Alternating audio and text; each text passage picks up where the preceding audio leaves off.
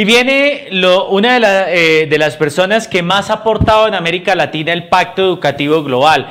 Sí, nos hemos demorado, ofrecemos excusas, porque el padre Luis Klein, quien elaboró el documento sobre el Pacto Educativo Global, nos va a hacer esa síntesis sobre esa nueva educación que exige. Y una vez termine el padre Luis Klein, Monseñor Luis Alfredo Seca de Argentina nos hará la conclusión del día. Por favor, ya nos queda poco tiempo. Escuchar al padre Luis Klein es sabiduría, es experiencia. Por eso invito al padre Luis Klein, quien es sacerdote jesuita brasileño, delegado de educación jesuita para América Latina y el Caribe. Es maestro en teología y doctor en educación.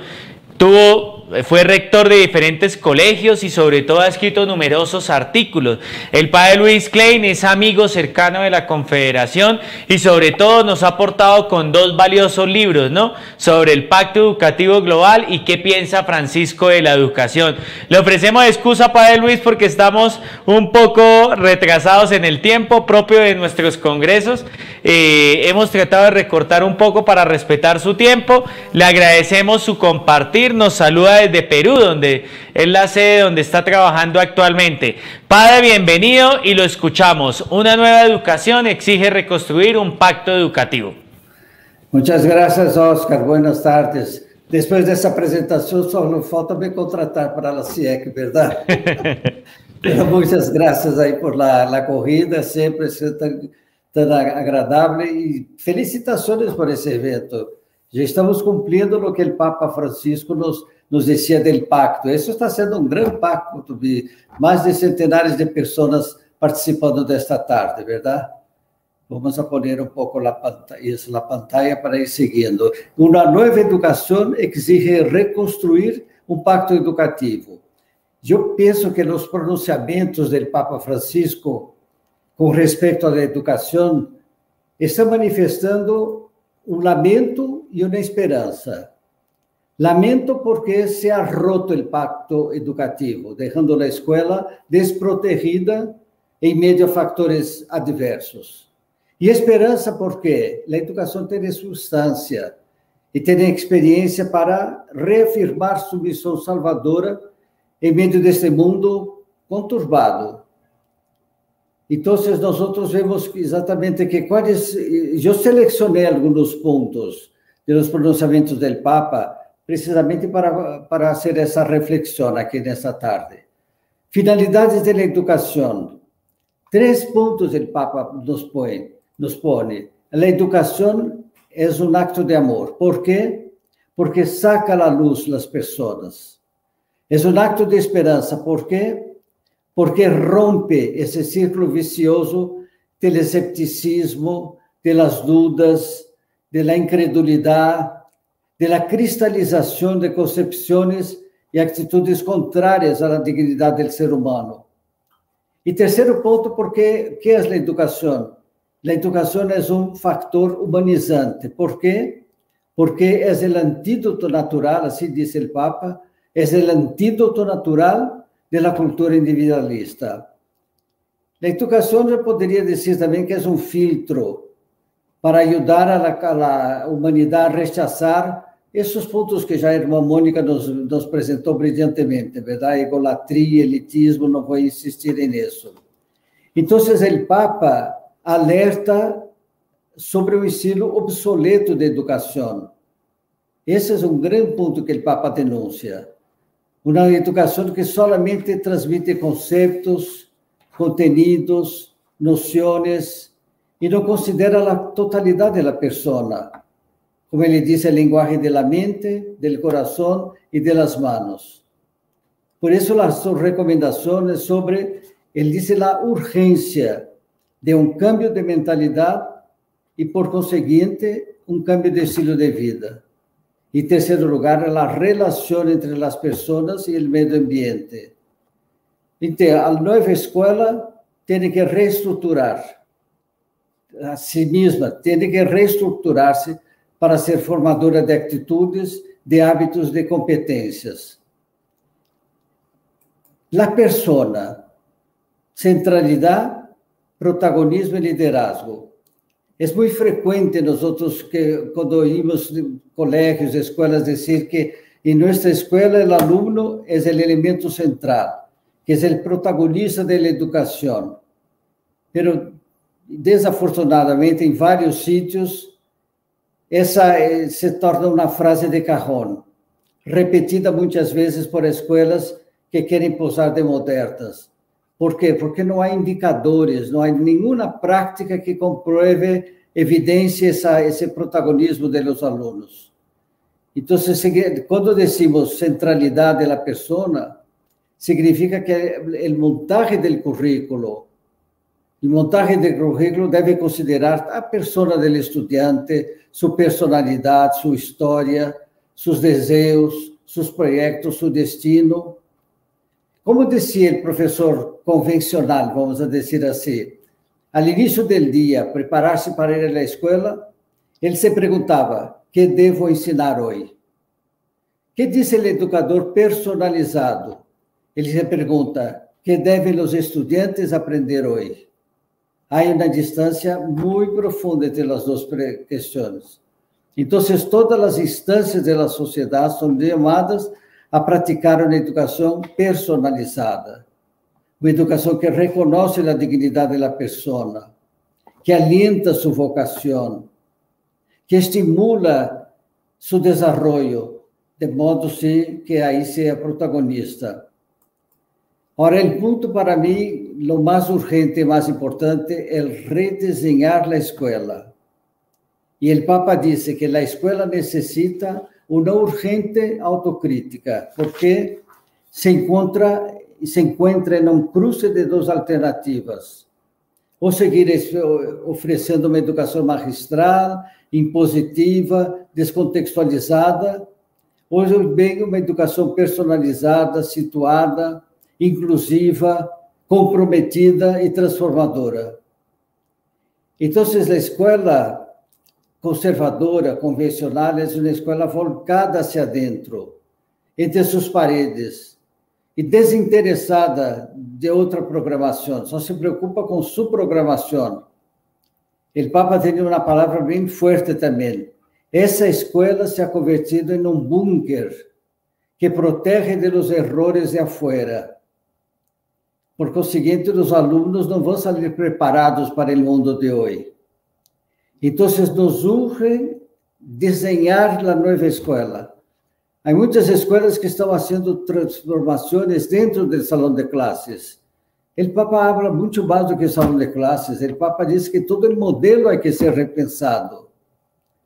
Então, o pacto educativo, eu digo que ele vem como uma palanca poderosa para esse cambio estrutural, para ajudar a los principais atores do processo educativo, que são as famílias, diretores, educadores, governos, a conscientizar-se das exigências educativas do mundo atual, a persuadir-se da inoperância da escola tradicional e a crer na possibilidade de uma escola na qual os estudantes se sintam felizes, ativos, contribuintes para o bem da sociedade.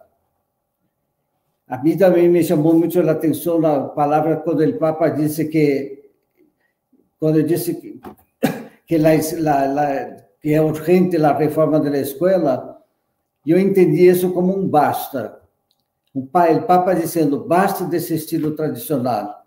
E eu pus um artigo que escrevi dizendo que é um grito de guerra, porque sua proposta é muito ousada e vigorosa. Ele disse, temos que romper esse esquema. Ele disse, temos que melhorar, temos que passar verniz de esmalte, temos que romper esse esquema de uma sociedade que só conhece o tecnicismo intelectual e a linguagem da cabeça.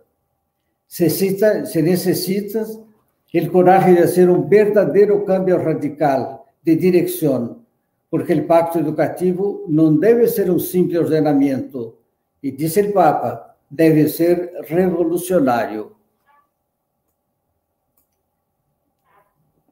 Quarto ponto. Eu vejo que o Papa, na literatura pedagógica atual, livros, áudios, vídeos, revistas, se destaca se destaca la preocupación por una educación pragmática para el desarrollo de competencias técnicas que suministren mano de obra para el mundo empresarial. O entonces la educación actual como oportunidad para subir en la vida. Mas la escuela católica requiere que se resalten los aspectos humanistas, el desarrollo integral de la persona, la valorización de su mundo interior, la apertura a la trascendencia, el estímulo a una convivencia pacífica en sociedad, la compasión con los descartados, el cuidado con el medio ambiente. Entonces, una mentalidad tecnicista, pragmatista, utilitaria de la educación va a rechazar estos rasgos que menciono, porque consideran esto todo un desperdicio y consideran una pérdida de tiempo. El Papa denuncia enérgicamente esse modelo educativo desactualizado e inócuo para a atualidade, por causa da hegemonia que se dá a los contenidos fragmentários que propõe, ou porque é uma pedagogia desconectada da realidade. E aí uma pergunta que o Papa faz, ele diz o seguinte: são capazes os educadores de estimular a los alunos a não desentender-se da realidade que los circunda, a não desatender-se de lo que passa ao redor? Seriam capazes os educadores de estimular-nos a isso? Para isso, há que sacar-nos da aula. Sua mente tem que sair da aula. Su coração tem que sair da aula. Então, a resposta educativa inovadora é reconstruir a escola. A escola tem que ser reconfigurada. O currículo tem que ser remontado. Muitas vezes, eu passando por colégios e escolas, digo aos professores que o que o Papa disse não é uma solução epidérmica, superficial. Tem que ser de raiz. E temos meios para isso. Temos competência para isso. Temos todos os que estamos aqui neste encontro, somos centenares de pessoas. Por quê? Porque estamos a fim dessa remontagem, dessa refiguração. Então, abrir espaço para que os jovens se manifestem, pois eles têm muito que oferecer com seu entusiasmo, com seu compromisso, com sua sede de verdade, com suas críticas também. O educador tem que ser um questionador, como Sócrates foi. Sócrates foi aquele que fazia perguntas para quê? Para não ser anestesiado por la banalidade.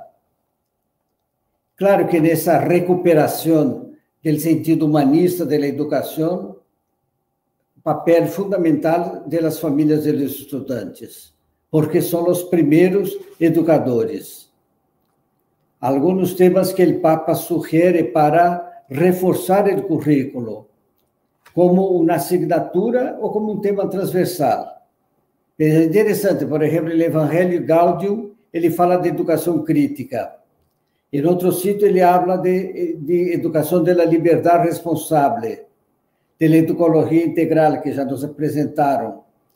Em la exortação Amoris Laetitia, ele menciona também formação ética, apropriação paulatina de valores, educação adequada para a disciplina e autocontrole, educação da emotividade. Também habla da educação para a fraternidade.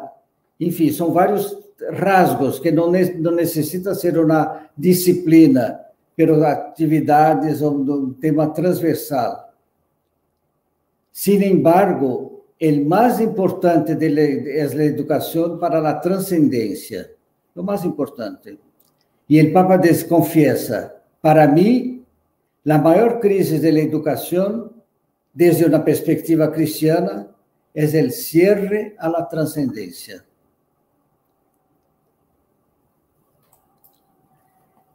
Outro rasgo que aparece muito é a insistência do Papa de que a formação mais que instrução. Ele señala muito a necessidade de privilegiar a formação sobre a instrução. Se trata de uma formação em valores que, como uma brújula, vai orientar as preferências, as opções, as ações dos estudantes. É um aprendizagem lento que requer determinação e constância. Então, por exemplo, as oportunidades educativas que oferece a catequese, o aprendizagem de música, o treinamento deportivo, a produção artística, oferecem aos educadores elementos para revisar seu sistema educativo, seu serviço educativo e privilegiar a formação sobre a instrução. Não estamos dizendo abolir a instrução, o Papa tampouco lo disse. Há que reequilibrar o que quedou de anos e anos de desequilibrado. Formação pluridimensional e integral. De modo geral, existem escolas que manifestam uma concepção redutiva de ser humano. Sua programação só se interessa por lo cognitivo e pouco ou nada sobre lo afectivo e lo operativo.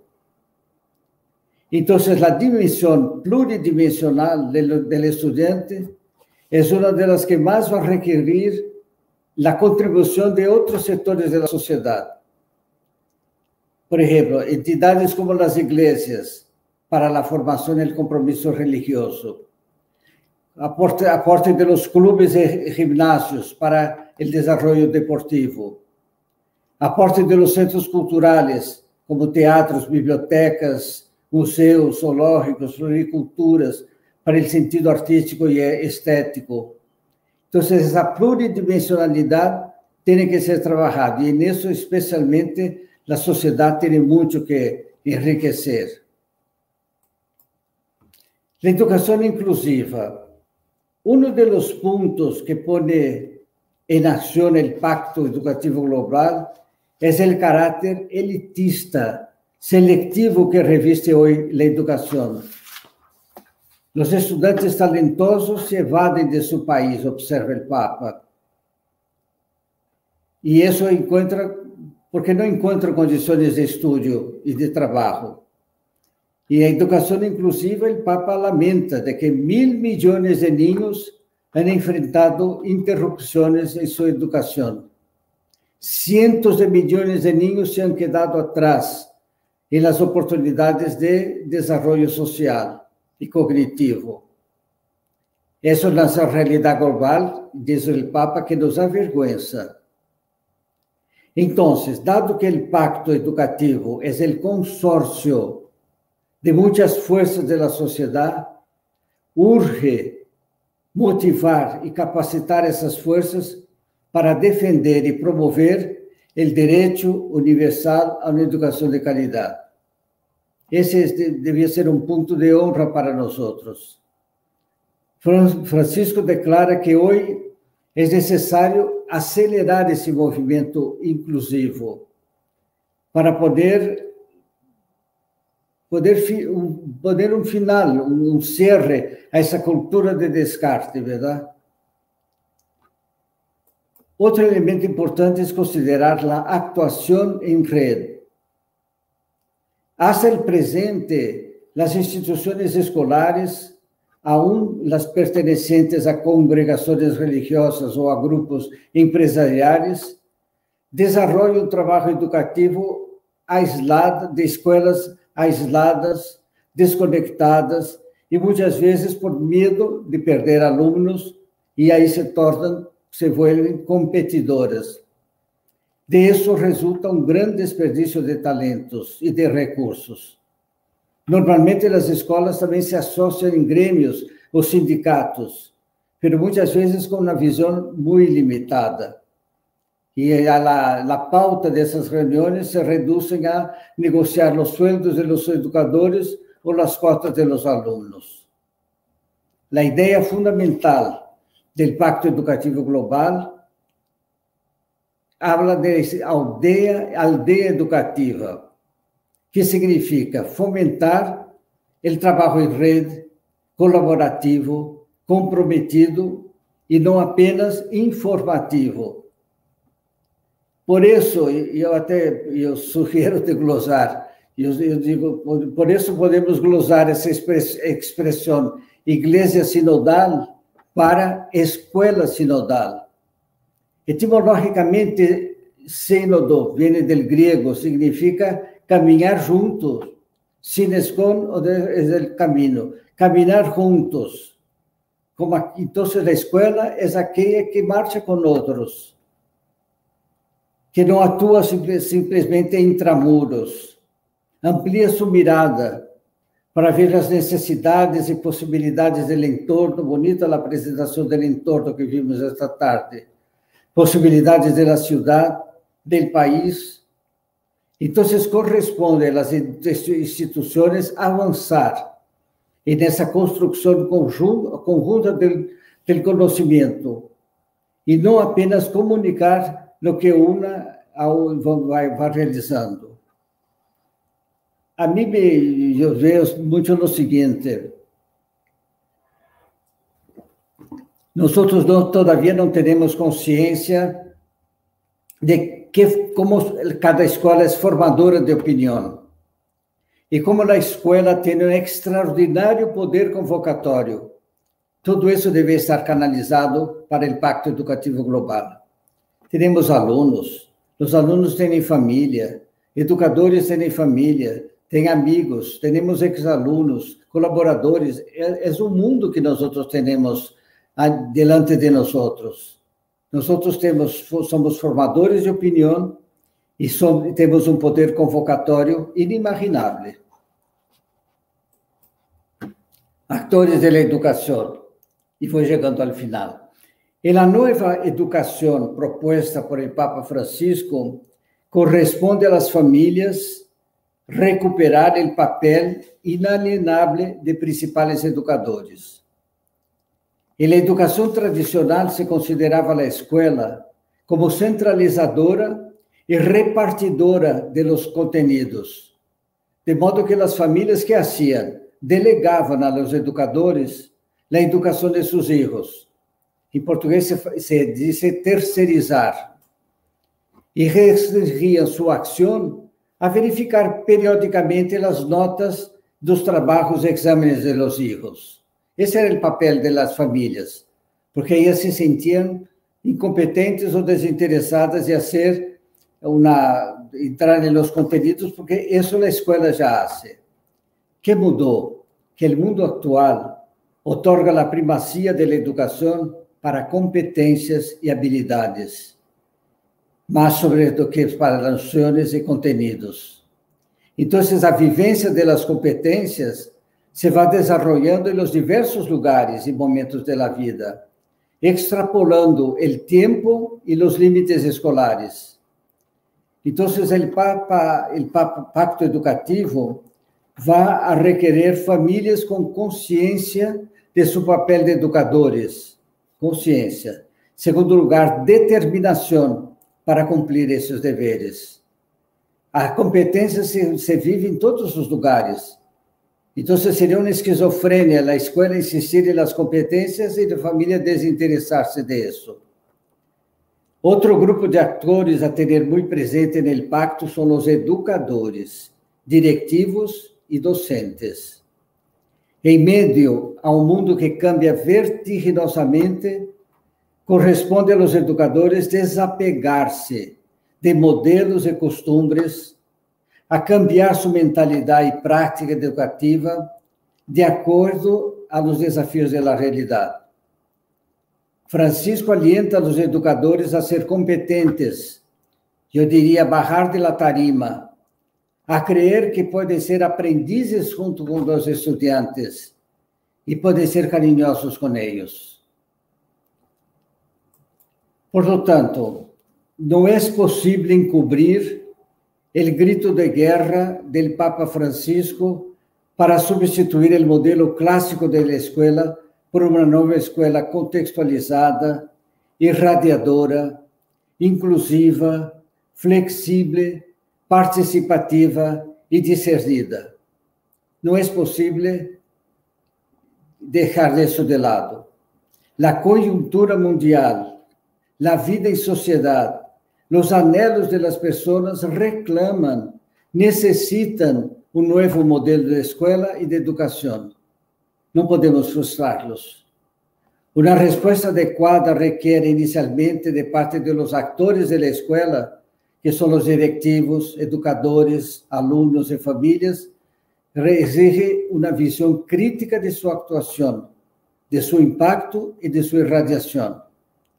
Actitud de desapego de su prestigio, de su experiencia acumulada, del lugar que está en el ranking que con frecuencia recibimos. La pobreza institucional llevará a los educadores educativos a salir de ellos mismos y a adoptar como procedimiento habitual la consulta a experimentos exitosos que tengan una consanguinidad con nuestros principios y valores. Por lo tanto, consciente y despojada, la comunidad educativa va a estar libre para diseñar la escuela para los días de hoy y valiente para defender fuerzas conservadoras e implementar. Vamos a hacer eso que vale la pena. Muchas gracias, padre Luis Klein, por su aporte. Ya parece que el padre trabajara en la CIEC, ¿no? Porque nos ha acompañado en todos los eventos, ha publicado numerosos documentos, su reflexión, su aporte es impresionante para la escuela católica. Muchas gracias, padre Luis. Perdone un poco la demora, que nos corrimos un poco, pero bueno, vamos, le agradezco nuevamente, padre, a todos los colegios jesuitas de América Latina, Flaxi.